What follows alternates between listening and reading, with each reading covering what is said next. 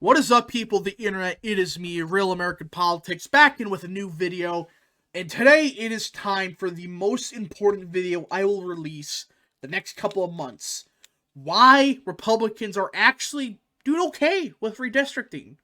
Now, this is a quick disclaimer. Do I think Republicans have been perfect with it? Hell nah.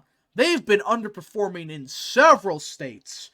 But this idea that Republicans are going to, not even get the House back because redistricting, that's a bunch of horse shit. And a lot of these losses by the Republicans when it comes to redistricting have been significantly overblown. And I'm getting sick and tired of these people saying, well, Republicans will not gain back the House because, redistricting hasn't been great for them.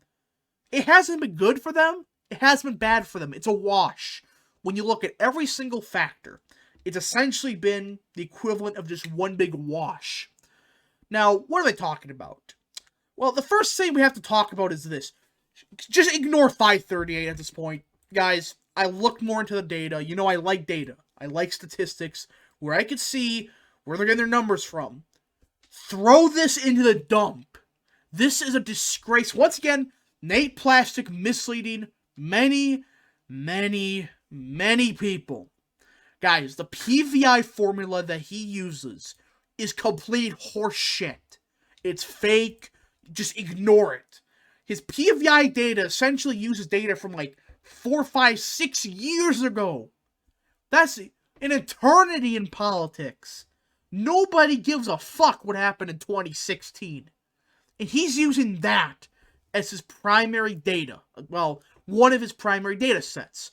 He combines it with 2016, 2018, and 2020 into this weird mix. It's not a good idea. And this is why I'm saying there's two other websites I would recommend using, alright? One is, surprisingly, the Cook Political Report. Now, they don't really have the best, data when it comes to, redistricting itself.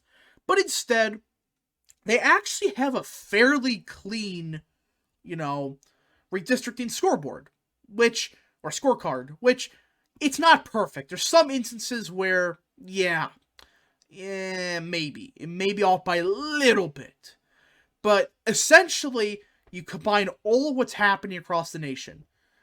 Republicans have gained or lost roughly 2.5 seats. Now, how do you get half a seat?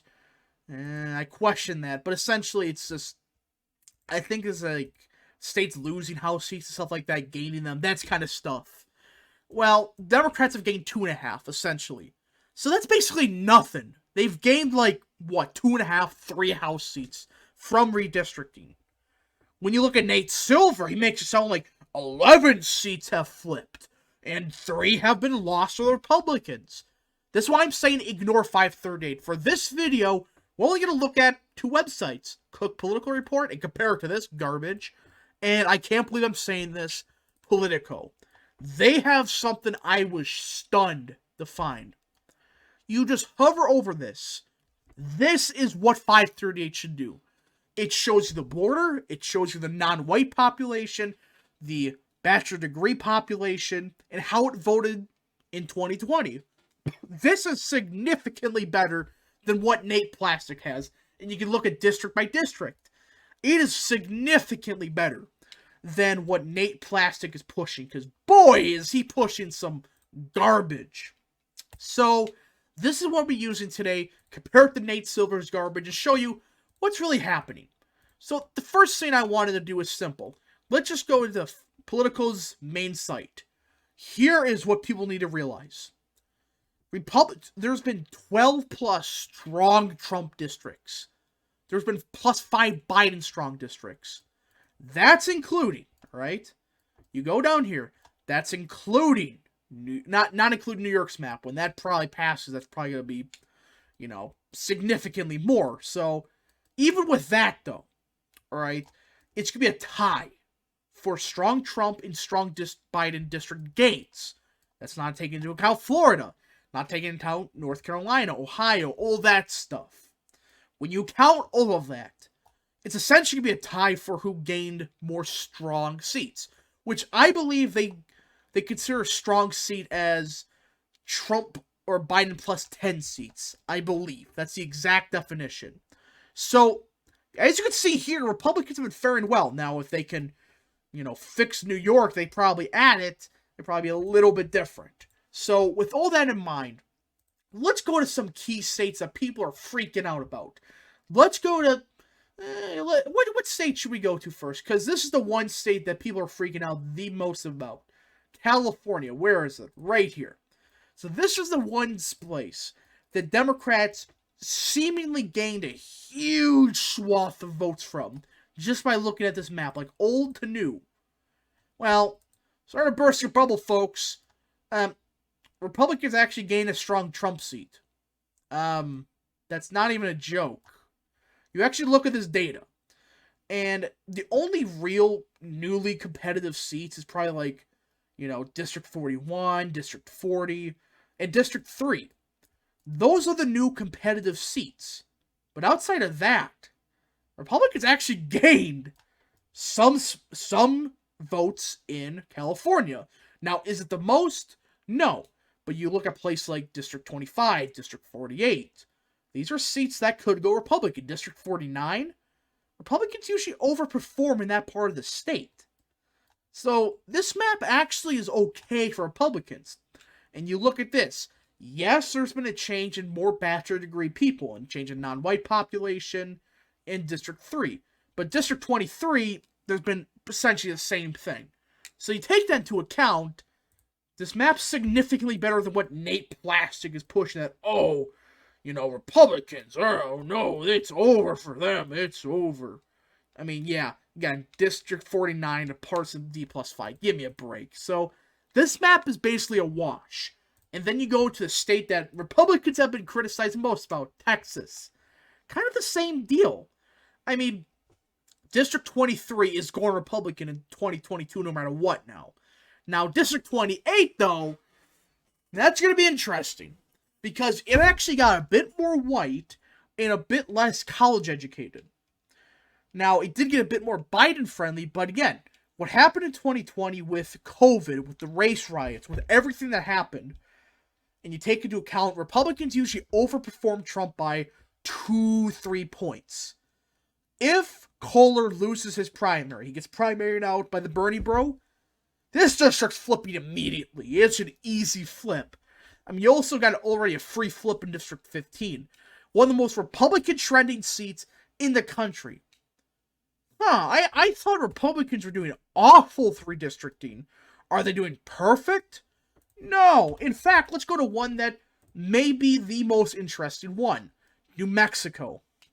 They did make this a Biden plus 5 district. Here's the catch, though. You look at the precinct data. They may have unironically made this a Republican trending district.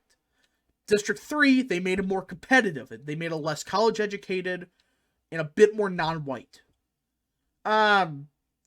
District 2 is probably going Republican either way. I mean, it's a Republican trending seat, and they actually added more Republican trending precincts.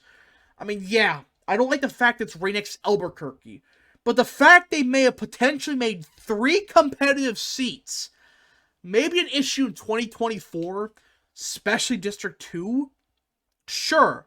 But if Hispanic trends continue, if working class trends continue, and the precinct trends that they actually added continue, Republicans should still win this by like 5 to 6 points. District 3, I had to look more into, but again, for some reason, they did this weird loop around to this part of New Mexico. So, it's kind of a wash either way, but I do think District 2, yeah, with the Biden by plus 5.7, but you take into effect what happened in 2020, not with the F word, but just with COVID, the general ballot, everything that happened, yeah, Biden may have won it, but what's going to happen in 2022 when you have a solid Republican run? I mean, this is the district that's getting hammered by Biden's energy policy. So this idea that it's immediately gone because Biden won it, it's just a borderline dummy mander. And you go to like Nevada, dear God, I mean, Democrats have really shat themselves here. They make District 2 more Trumpian. I mean, again, debunks this crap of Nevada suck and actually got more Democrat. it got more Republican. And you go to District 4, got a bit more Biden, but again, less educated. District 1, for what no reason, they made it significantly not more white. And District 3, less educated. You start doing some math and wait, these are groups that are trending Republican, that are having the biggest voter regret with Biden, and they're in districts that are competitive, like within 10 points. Start doing some math here. Now, you do got, of course, the monstrosity that is Illinois, which, just, what is this? But even then, I mean, it's barely noticeable. Yeah, you lose a single Trump seat, right? Or maybe one or two. Yeah, one. You lost one Trump seat that Republicans usually win. Yes, that is a big F. But even then, they may have some issues holding on to some of these suburban Chicago seats. I mean, some of these seats, Republicans tend to overperform by 5-6 points over Trump. I mean, you go to District 6, in a red wave year, in a district that they made more working class, and essentially kept it the same whiteness, and if a good Republican runs, that's an easy flip. So that's why I'm saying, people, relax with redistricting, actually look at data. Don't look what 537's pushing out. Look at what's actually happening. And you got Colorado, made a more Trumpian district, and they made a competitive seat that is still majority white and still super majority working class. Now, is it near Denver? Yes, but that's another seat Republicans could potentially flip with a good, candidate that's like a Blake Masters type. Like, yeah, we want one income families. That's what you need. So this is actually a decent map for Republicans. So where is this crap coming about that Republicans are not going to gain the House? It's being pushed by Democrat operatives. That's what's being happening here. Democrat operatives are pushing this cope of black pills of, oh, you see here, Republicans will not gain back the House because they redistrict poorly. Now, there's, of course, the big elephant in the room, that is Ohio. And just, this old map's disgusting. And we really don't know what the new map's going to be. So, I think they haven't even proposed yet. I may be wrong, but I don't believe they proposed it. I mean, this was their original proposal. I mean, why? This was not a good map. This was not a good map whatsoever. But yeah, I think Republicans overall take into account what's happening. They still get the House majority by, 250, 260 House seats. I think 260 may be pushing it now. But I think it's still probably going to happen. I think Republicans, they're doing better in redistricting than most people think. Is it as good as we want them to? No, it's significantly underachieving. But still, with that in mind, it's still an okay cycle for redistricting. It's just one or two states that Democrats, took advantage of, or Republicans just shitted themselves with. Anyways, I hope you enjoyed this quickish video. If you did, smash the like button down below, subscribe, share with friends, hit the little bell, and yes, thank you guys for watching, and we'll see you guys in the next video. Godspeed to all of you.